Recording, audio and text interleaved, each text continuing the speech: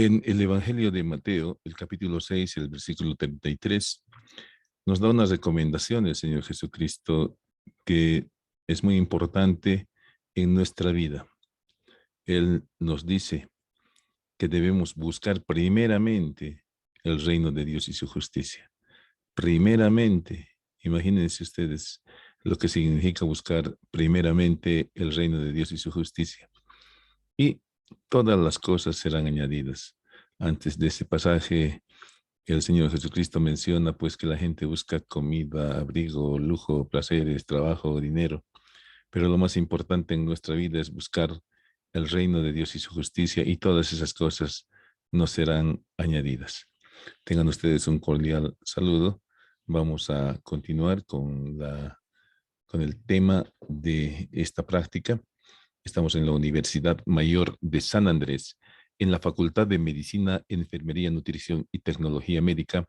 Nuestra cátedra es la de Anatomía Humana y Neuroanatomía. Estamos analizando los pares craneales, el sistema nervioso autónomo y el plexo cervical. El que habla es el doctor José María Ortiz Rodríguez, docente titular emérito de la Cátedra de Anatomía, especialista en anestesiología y psicopedagogía y actual presidente de la Asociación Boliviana de Anatomía. El 11º par craneal espinal o accesorio es un nervio completamente motor. Sin embargo, tiene componentes sensitivos que vienen de las astas posteriores de los ganglios raquídeos de la médula espinal. El origen real motor se localiza a nivel del bulbo en el núcleo ambiguo, en la parte inferior del núcleo ambiguo. A nivel de la médula se encuentra a nivel de las astas laterales de los primeros 5 o 6 segmentos. Estas raíces ascienden por el conducto raquimedular, pasan por el foramen magnum y se unen a las raíces que están partiendo del núcleo ambiguo, y después de haber hecho un trayecto en el espacio subaracnoideo, van a salir del cráneo por el foramen yugular, como vamos a ver un poco más adelante. Y aquí está precisamente el origen real sensitivo.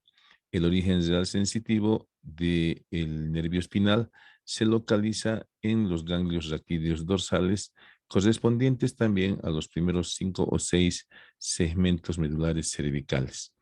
De esta manera, formado este nervio y formadas estas raicillas medulares, ascienden y a este nivel, que es el foramen magnum, ingresan en la cavidad craneana para unirse a las raicillas provenientes del núcleo ambiguo, que son estas, y formar el nervio espinal, que se dirige en el interior del tejido subaracnoideo, entre el tubérculo occipital interno y el flóculo, hacia el foramen yugular, donde está junto con el nervio vago,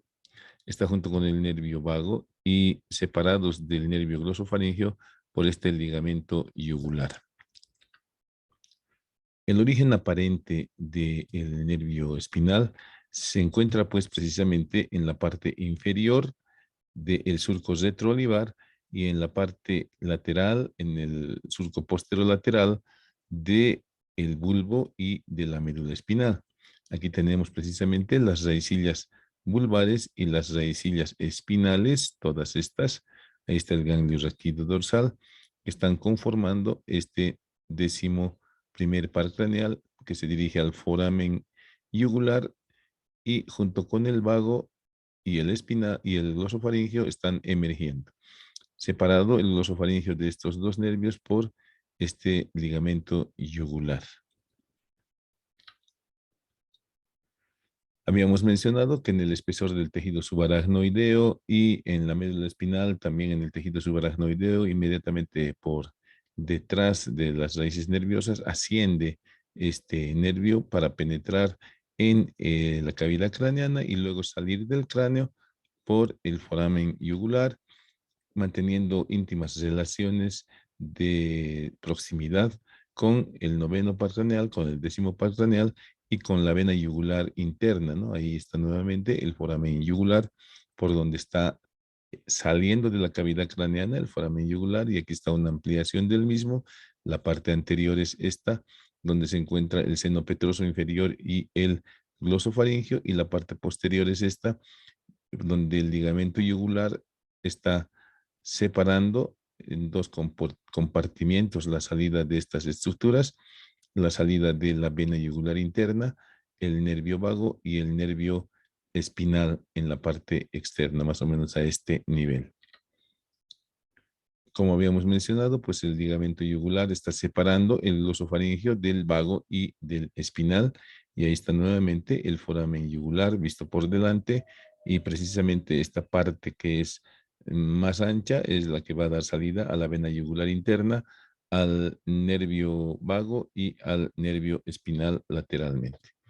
Y aquí tenemos la salida precisamente del nervio espinal, y podemos apreciar que el nervio espinal, por medio de sus ramas internas, ahí está, inmediatamente sale del foramen yugular, proporciona su rama interna al vago, y estas ramas internas son las que van a dar la inervación a los músculos de la laringe. Y esta es la rama externa que se va a dirigir al esternocleidomastoideo y al trapecio. Ahí los tenemos, a esos dos músculos, el esternocleidomastoideo, óculo cefalogiro. El nervio espinal se localiza por delante o lateralmente a la vena yugular externa, y luego pasa entre los músculos del diafragma estíleo para ingresar en el espesor del músculo esternocleidomastoideo, y luego descender por fuera del elevador de la escápula hasta ingresar al músculo trapecio. Cuando existe alguna lesión del nervio hipogloso o del nervio espinal, ya sea por el trabajo de parto o por algún traumatismo, pues puede ocasionarse contractura muscular en el esternocleidomastoideo, lo cual es muy doloroso, y a esta contractura pues se le conoce con el nombre de tortícolis. Aquí vemos una tortícolis congénita real en este paciente, en el que está contracturado el esternocleidomastoideo. Ahora, esta contractura puede deberse a lesiones musculares directamente, además de que puede ser ocasionada por una lesión nerviosa del nervio espinal. Cuando la rama que va a inervar al trapecio es lesionada, pues hay esta desigualdad en la altura de los hombros. Vean ustedes, a este lado, el lado izquierdo está sano y el lado derecho está lesionado, pues hay un hundimiento del músculo trapecio. Lo propio en este otro lado, ¿no? En esta otra imagen vemos pues que el hundimiento es mucho mayor. Esto va a imposibilitar o disminuir la fuerza de la abducción y de la flexión del hombro. En el caso de la tortícolis, pues disminuye el movimiento de rotación de la cabeza. El otro par craneal que vamos a analizar es el último par craneal, el 12º par craneal o hipogloso mayor, que inerva a la mayoría de los músculos de la lengua. El nervio hipogloso mayor, 12º par craneal, tiene su origen real motor en el núcleo del hipogloso mayor, que se encuentra en la parte superior del bulbo, a nivel del triángulo inferior del piso del cuarto ventrículo. Sin embargo, recibe algunas fibras sensitivas de los nervios raquídeos, que son prestadas para dar inervación a la parte posterior de las meninges desde el punto de vista sensitivo. Mantiene también relaciones de unión con el plexo cervical, con la cadena simpática cervical, ¿no? Y con el plexo cervical, además, por medio de esta rama, que es la rama descendente del hipogloso, que se une a la rama descendente del plexo cervical para formar el asa del hipogloso, que va a ir a inervar a todos los músculos infraioideos, excepto al tiroideo. Ahí tenemos una imagen, una foto de nuestras disecciones, donde hemos remarcado el ala blanca interna o ala del hipogloso, que se encuentra en el triángulo inferior del piso del cuarto ventrículo y que corresponde en profundidad al núcleo de origen real motor del hipogloso mayor. El origen aparente, pues, es en el surco preolivar. Aquí está nuestra disección, donde estamos viendo las fibritas del hipogloso mayor.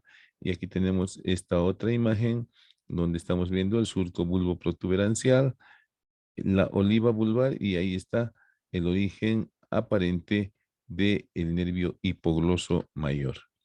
El hipogloso mayor después se dirige hacia abajo y hacia adelante, pasando cubierto por los músculos suprayoideos y está llegando, como verán ustedes, a la parte lateral de estos músculos genioglosos.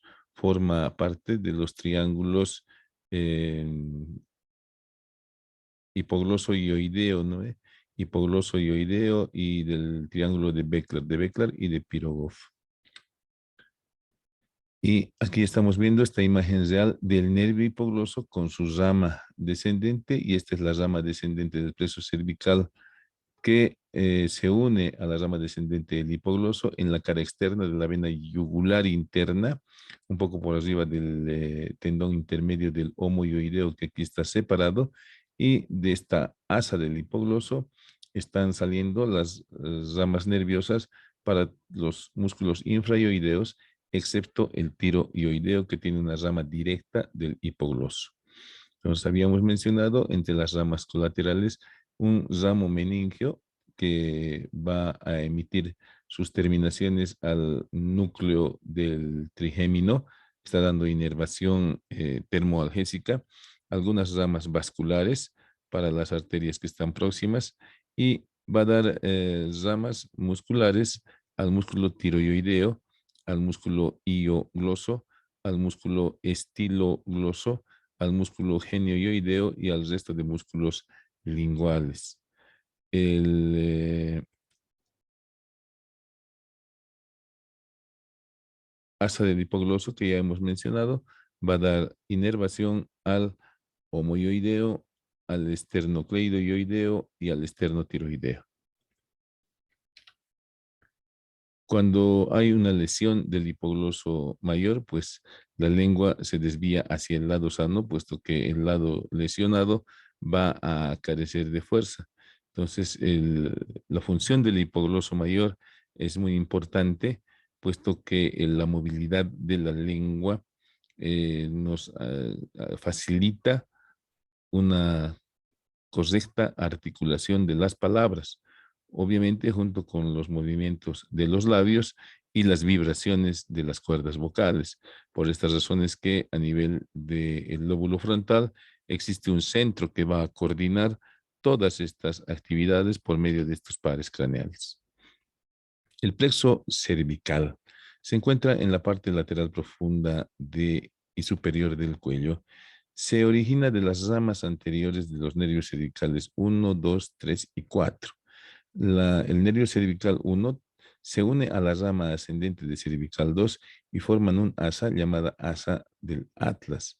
La rama descendente del nervio cervical 2 se une a la rama ascendente de cervical 3 y forman el asa del axis. La rama descendente de cervical 3 se une a la rama ascendente de cervical 4 y forman el asa cervical.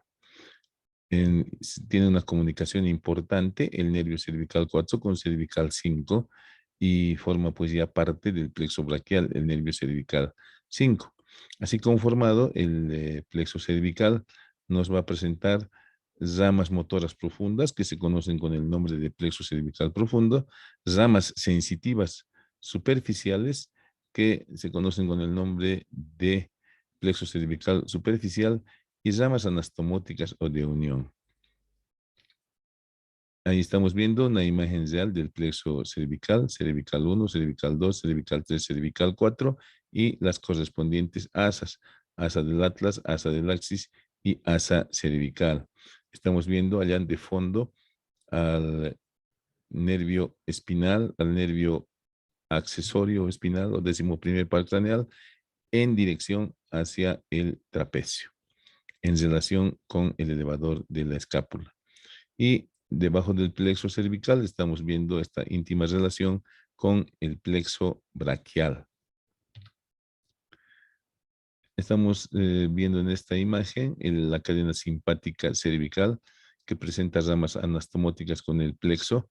Este es el nervio vago y aquí tenemos remarcado el nervio frénico, que es una de las ramas más importantes del plexo cervical profundo.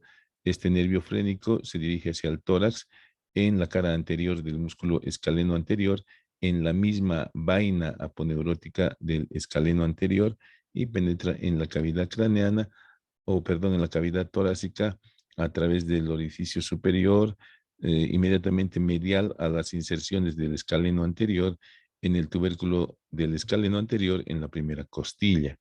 El nervio frénico se dirige entre la pleura y el pericardio en el tórax hasta el diafragma. El nervio frénico es un nervio mixto y al pasar entre la pleura y el pericardio va a dar ramas sensitivas. Ahí estamos viendo una imagen real del nervio frénico del lado izquierdo y aquí está el del lado derecho. Al llegar al diafragma, pues va a dar sus ramas motoras para la inervación de este músculo.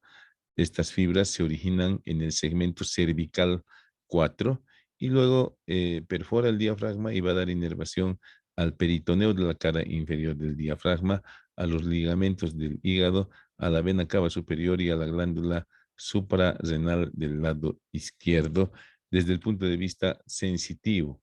Las ramas profundas del plexo cervical, que aquí lo tenemos, van a inervar a los músculos rectolateral, a los intertransversarios, al recto de la cabeza, al largo de la cabeza, al largo del cuello que hemos visto en las anteriores prácticas, a los músculos escaleno anterior, escaleno medio, al angular y al romboides.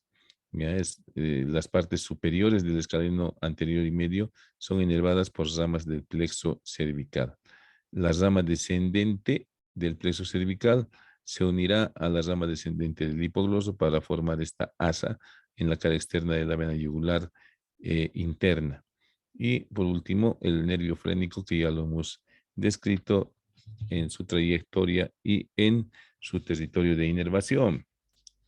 El esternocleidomastoideo, a nivel de su borde posterior, nos presenta la emergencia de las ramas del plexo cervical superficial. Justo ascendiendo en el borde posterior del esternocleidomastoideo, encontramos a esta que es la rama mastoidea u occipital menor, que se dirige a la región mastoidea y a la región adyacente del occipital. Esta otra rama que está marcada con el número 5 se dirige al pabellón auricular, por lo cual se llamará también rama auricular. Esta otra que está pasando profundamente a la yugular externa se dirige transversalmente a la región anterior del cuello, es la rama cervical transversa. Y estas otras ramas están conformando el nervio supraclavicular que va a ir a inervar la región supraclavicular e infraclavicular. El borde posterior en su parte media es un punto de referencia importante para realizar el bloqueo del plexo cervical superficial para facilitar analgesia postoperatoria y o anestesia en las regiones en las cuales se distribuye este plexo.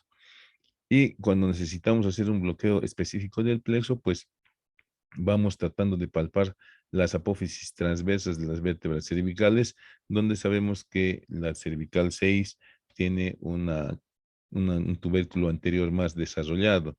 Una vez que hemos palpado la apófisis mastoides, la parte inferior del desfiladero de los escalenos, pues vamos palpando las apófisis transversas y en la parte media nos hacemos una línea y ahí pues estamos tratando de localizar el plexo cervical profundo, lo cual se puede hacer en base a electroestimulación o se puede hacer en base a ecografía, ¿no? Ahí está el esternocleidomastoideo, la yugular interna, la carótida, ahí está el escaleno anterior, el escaleno medio y ahí está el plexo cervical que se puede bloquear entre los dos escalenos. El simpático. El sistema nervioso simpático tiene su origen real en las astas laterales de la médula espinal a nivel de los segmentos torácico 1 a lumbar 1 o lumbar 2. Estas neuronas organovegetativas de las astas laterales del núcleo intermedio lateral de la médula espinal se van a entremezclar, por decir así, con las ramas motoras que salen de las astas anteriores y por las raíces motoras se dirigen, ¿ya?, hacia el nervio raquídeo y por el nervio raquídeo llegan a los ganglios nerviosos simpáticos paravertebrales.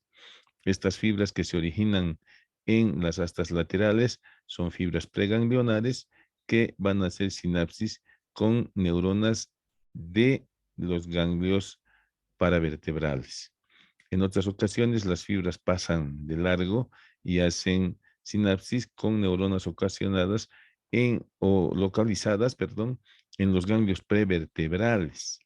¿Ya? Y luego de haber hecho sinapsis, la mayoría de estas neuronas regresan al nervio raquídeo, ¿no? Entonces, el nervio que comunica el nervio raquídeo con el ganglio simpático es el rami comunicante blanco.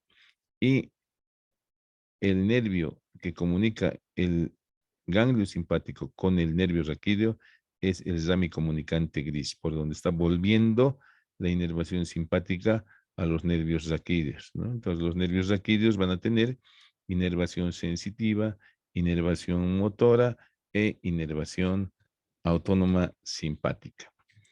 En la región cervical, pues vamos a encontrar nosotros tres ganglios cervicales autónomos, simpáticos. El ganglio cervical superior, que es el más alargado, fusiforme, el ganglio cervical medio, que en ocasiones no existe, y el ganglio cervical inferior o cérvico torácico. Eh, Sin embargo, estos ganglios no están a la altura de los niveles medulares en los cuales se origina el sistema nervioso simpático. Por lo tanto, estos reciben fibras de la parte superior de la médula espinal que van a ascender pasando por el ganglio cervical inferior, cervical medio y cervical superior. Como se ve en esta imagen del néter, pues el ganglio cervical superior es fusiforme y muy alargado, está por delante de los músculos prevertebrales, por delante del escaleno anterior y medialmente. Aquí tenemos al ganglio cervical medio que está dividido, en este caso, en dos componentes, uno mayor y uno menor. Y por último tenemos este ganglio que es el ganglio cervical inferior, que muchas veces es la fusión del ganglio cervical inferior con el primer torácico y está formando lo que se viene a conocer con el nombre de ganglio estrellado o cérvico torácico. Entonces, en el ganglio superior vamos a ver que se originan ramas carotídeas que van a formar el plexo intercarotídeo y el plexo carotídeo que se introduce con la carótida interna hasta la cavidad craneana.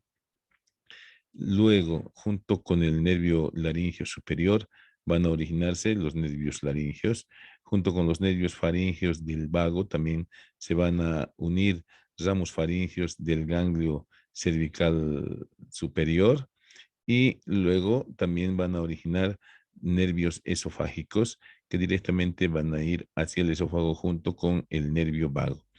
Además, también del ganglio cervical superior, se está originando este nervio, que es el nervio cardíaco superior simpático, ¿no? Habíamos visto que el vago origina nervios cardíacos superiores, medios e inferiores parasimpáticos. El simpático también tiene nervios cardíacos superior, medio e inferior.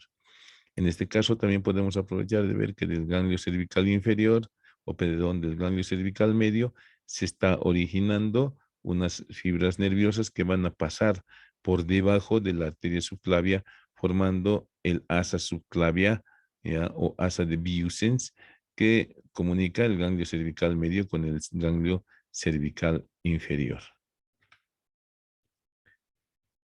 El simpático pericarotídeo ingresa a la cavidad craneana y va a dar las raíces simpáticas a los diferentes ganglios que encontramos dentro del cráneo. Al ganglio ciliar, por ejemplo, le va a dar las ramas simpáticas. Al ganglio pterigopalatino también le va a dar las ramas simpáticas. No nos olvidemos que del ganglio ciliar parten fibras nerviosas con componentes parasimpáticos para la meiosis y simpáticos para la midriasis, parasimpáticos para la acomodación de la lente o cristalino. Y ahí tenemos precisamente el ganglio pterigopalatino. El ganglio pterigopalatino también recibe una raíz, ahí está, del ganglio cervical superior, que proviene del plexo simpático pericarotídeo. Tiene su raíz parasimpática proveniente del núcleo lacrimomuconasal, ya, que va a dar inervación secretora a la glándula lagrimal y va a dar inervación secretora a las glándulas caliciformes de la mucosa nasal.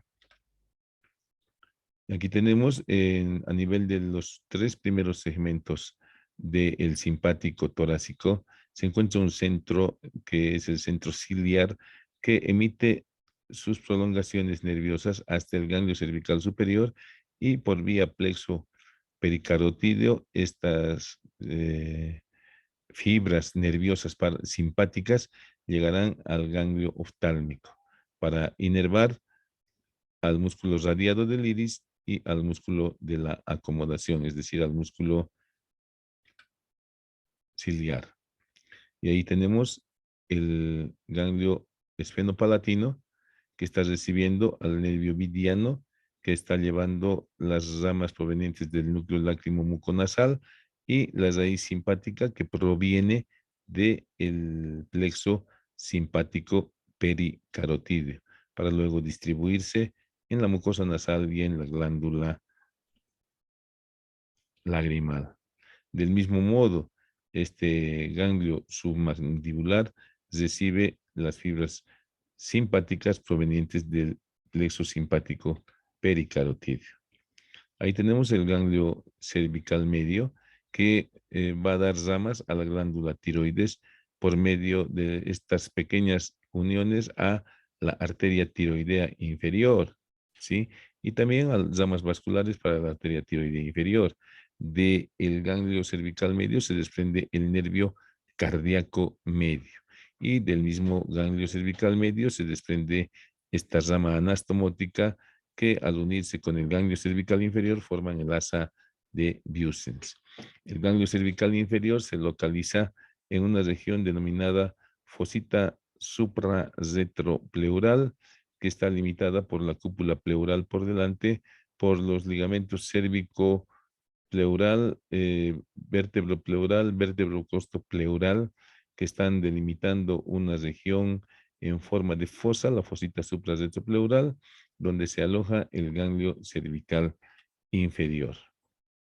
Ahí estamos viendo la cúpula pleural, ahí está la cadena simpática, este es el ganglio cervical medio, ahí se retira el pulmón y nos queda solamente la pleura, la cúpula pleural.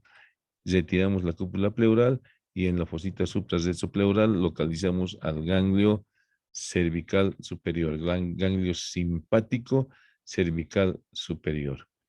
El ganglio estrellado nos va a dar algunos nervios importantes vasculares para la vasoconstricción y vasodilatación de la arteria subclavia, de la arteria carótida y un nervio importante, el nervio vertebral, que acompaña a la arteria vertebral en su trayecto hacia el interior del cráneo por los agujeros transversos.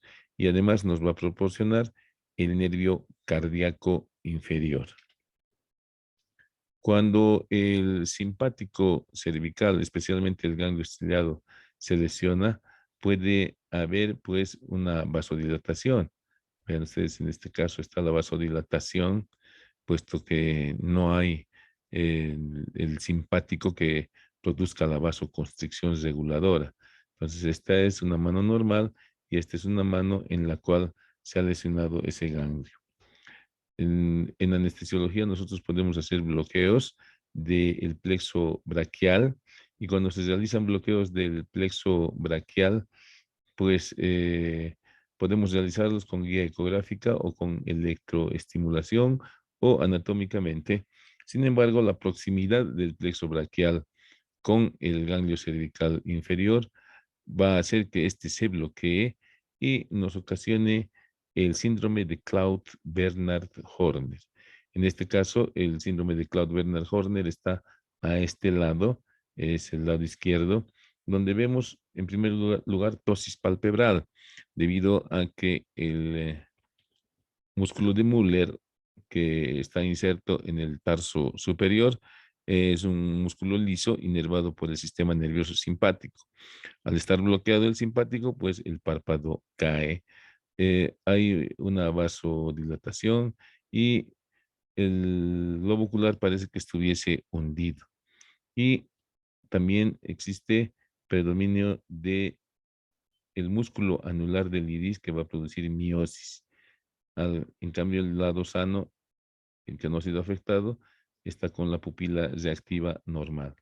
Entonces, el síndrome de Claude-Bernard-Horner, ptosis palpebral, enoftalmos y miosis por bloqueo del ganglio cervical inferior o estrellado.